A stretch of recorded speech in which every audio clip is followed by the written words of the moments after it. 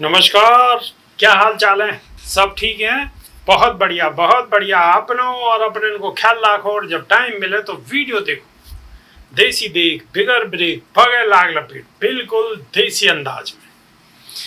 Baspa supremo Mayawati के नैया OP Rajbhar ने एक सलाह दी है और सलाह क्या दी है या के विषय में बात होगी और आप सब लोगों को कमेंट करके बतानी है कि सलाह अच्छी है या सलाह खराब है।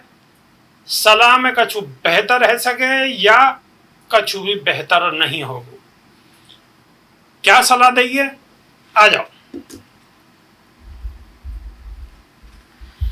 समाजवादी पार्टी के रामपुर और आजमगढ़ उपचुनाव की हार सुबह सपा अध्यक्ष ओपी राजभर को पछती नहीं दिख रही है। राजभर ने अखिलेश और मायावती को फिर से एक होने की सलाह दी है। या के अलावा सुहेल देव भारतीय समाज पार्टी के मुखिया ओम प्रकाश राजभर ने समाजवादी पार्टी और बहुजन समाज पार्टी पर गरीबंते छल करने को आरोप लगाया है। इन्होंने आरोप लगाया है छल करने को बसपा और सपा पे। क्यों लगाया है सुनो। उन्होंने कही है कि इन दोनों पार्टियों को आगे आकर कहना चाहिए कि वो समाज के वंचित वर्ग की लड़ाई नहीं लड़ सके। सुहेल देव भारतीय समाज पार्टी सपा के सहयोगी दल है। सपा और बसपा ने वर्ष 2019 को लोकसभा चुनाव साथ मिलकर लड़ो हो। हालांकि बाद में दोनों की राहें जुदा है गई। राजभर ने कही है कि सपा और बसपा गरीब और वंचितन की शुभ चिंतक होने की बात कह के उनके साथ छल क्यों कर रही है। मेरा मानना है कि अगर दोनों पार्टी गरीबन की लड़ाई लड़ रही हैं तो फिर वो अलग अलग चुनाव क्यों लड़ रहे हैं।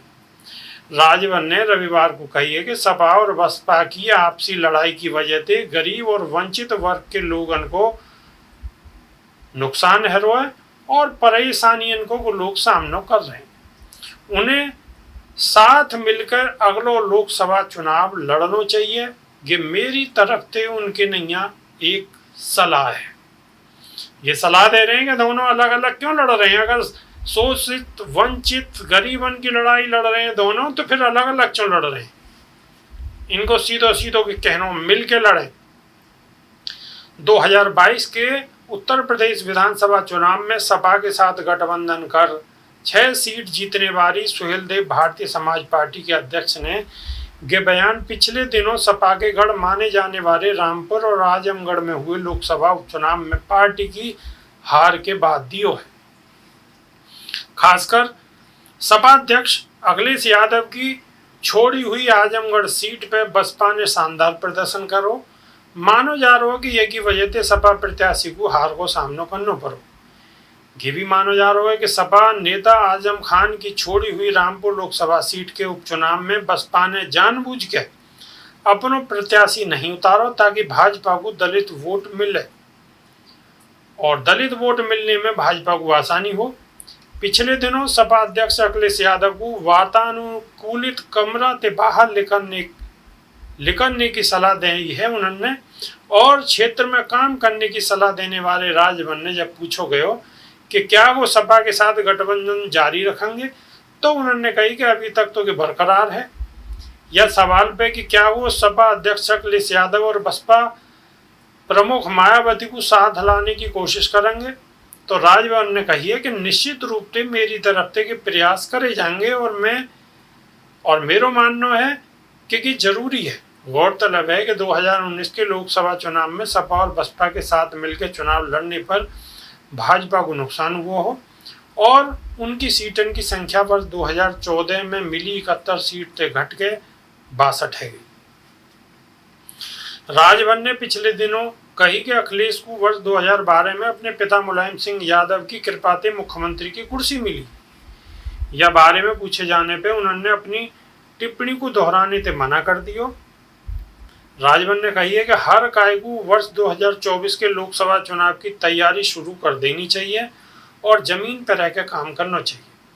आगामी लोकसभा चुनाव में सपा को उत्तर प्रदेश की 60 और बाकी सहयोगी दलन की शेष 20 सीटों पर चुनाव लड़ने की सलाह देने वाले सुहेल देव भारतीय समाज पार्टी के अध्यक्ष ने एक सवाल पर कही है कि वो आगामी लोकसभा चुनाव में 5 सीटों पर प्रत्याशी उतारने की तैयारी कर रहे हैं। यह सवाल पे कि क्या आजमगढ़ और रामपुर लोकसभा सीट पर हुए उपचुनाव में सपा की हार के बाद उनकी अखिलेश से कोई मुलाकात हुई? तो राजभर ने कही है कि देखें कि हम कब मिल सके हैं और कब मुलाकात होगी। राष्ट्रपति चुनाव में भाजपा नीत राष्ट्रीय जनतांत्रिक गठबंधन की प्रत्याशी द्रौपदी मुर्मू को समर्थन देने की संभावना के सवाल पर राजभर ने कही है कि इस बारे में पार्टी ने अभी कोई फैसला नहीं लिया है, अभी काफी समय बाकी है, हम बाद में तय करेंगे कि कौन को वोट देना है। यह सवाल पे कि भाजपा या कई अन्य पार्टी ने 18 जुलाई को होने वाले राष्ट्रपति चुनाव में सुहेल देव भारतीय समाज पार्टी को समर्थन मांगो है, राजभर ने कही अभी तक तो मोदी काई ने कोई बात नहीं करी है, ना कोई मोती अभी मिलो है। टोटल मिलाकर निष्कर्ष ये है कि राजभर जी की जो अपनी मेहनत है वो भी बेकार गई। अगर समाजवादी पार्टी जीत जाती तो उनके भी दिन अच्छे आ जाते। अब जब समाजवादी पार्टी हार गई तो वो भी बीच में लटक गए। और उनको कहने का मतलब ये है कि जब शोषित वंचित लोगन के नैया काम करने के नैया ही अलग अलग की दोनों पार्टी हैं, तो फिर अलग अलग ये चुनाव क्यों लड़ रहे हैं? ये एक जगह मिलके चुनाव क्यों ना लड़? एक जगह मिलके चुनाव लड़ेंगे तो फिर रिजल्ट बढ़िया ही आना चाहिए इनके हिसाब से। अब कौन कैसे लड़ेगा कि तो पार्टी वाले लोग जाने, बसपा जाने, सपा जाने, सपा प्रमुख जाने, बसपा प्रमुख जाने, हमारा काम है खबर दिखाने को। उन्होंने जो बात कही वो हमने आपको बताई, आपको कैसी लगी या में क्या होना चाहिए, अगर ऐसा हो तो सही है या गलत है, या आप सब लोग जानो और पार्टी के बड़े बड़े अध्यक्ष जाने। हम ज़्यादा और कछु ना कह सकें। अगर वीडियो अच्छी लग रही है तो आगे बढ़ाओ, और नई वीडियो में बहुत जल्दी फिर दोबारा मुलाकात करेंगे। जब तक के नहीं आना देसी देख बिगर बिरिक भगे लागला बिल्कुल देसी अंदाज में। बहुत बहुत धन्यवाद, नमस्कार।